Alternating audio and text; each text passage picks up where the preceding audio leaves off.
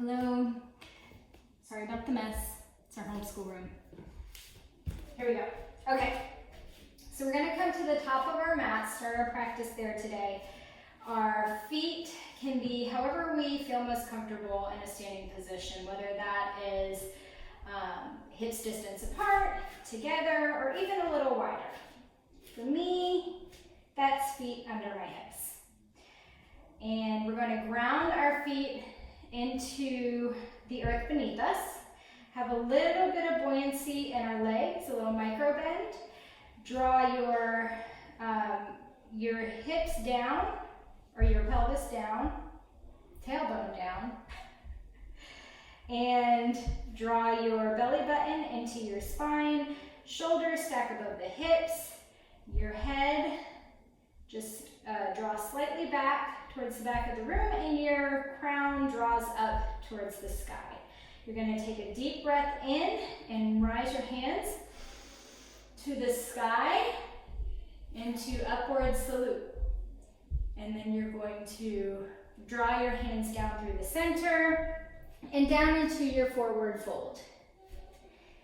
Here you want to make sure your feet are rooted into the ground. Make sure your weight is more so towards the back of your heels.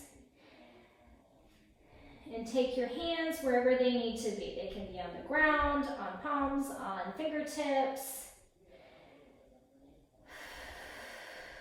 And then rise up halfway. And then we're going to come down into our plank pose. So you're going to put your hands, your palms into the ground.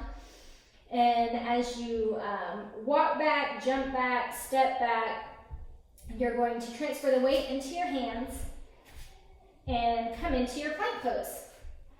Here you're going to make sure your hands are really pushing into the ground. And your elbows draw back towards the back of the room with a little bit of a bend in your elbows, micro bend. And then you're going to draw your shoulder blades apart and really puff the back of your heart up towards the sky. Make sure your navel draws in towards the spine and your tailbone is just slightly tucked towards your heels, and that your toes are stacked under your heels. And then you're going to come down onto your belly, and your hands, you can have them by your sides. I like to tent mine out a little bit with my shoulder or my elbows pointed up towards the sky. Make sure your feet, tops of your feet are grounded into the ground. Your quads are engaged, so your knees lift off the ground. Your pelvis just pushes into the ground so slightly. Your belly button is tucked to the back of your spine or drawn in towards the back of your spine, so your core is strong. And we will push our shoulder blades towards each other and down the back. And then on an inhale, we're going to lift into our cobra pose. Press into your fingertips. Remember to draw, don't lose what you had. You want to draw your shoulder blades down your back and in towards each other. As you press into your hands, make sure your head is elongated towards the sky. Press back so slightly. And then we'll exhale back down to the ground.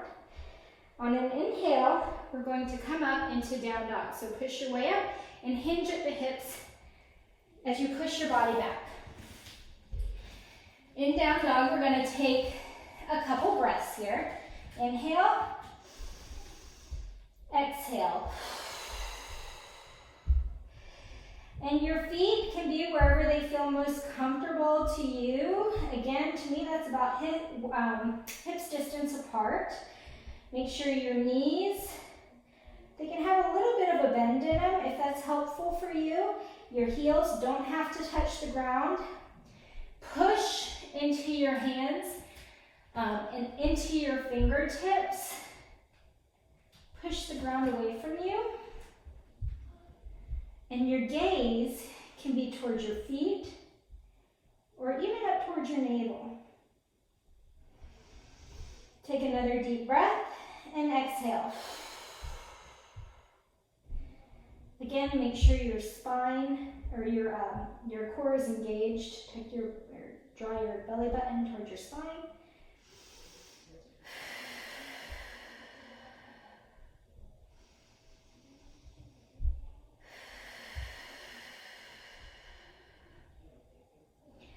On the next inhale, we're going to come onto our tippy toes. And on the exhale, you're either going to jump, float, or fly to the top of your mat at the bottom of your exhale.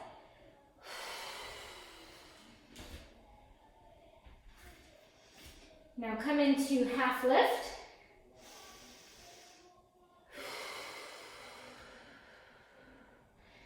And swoop your arms to the sky, back into mountain pose, drawing your hands into your chest. Okay.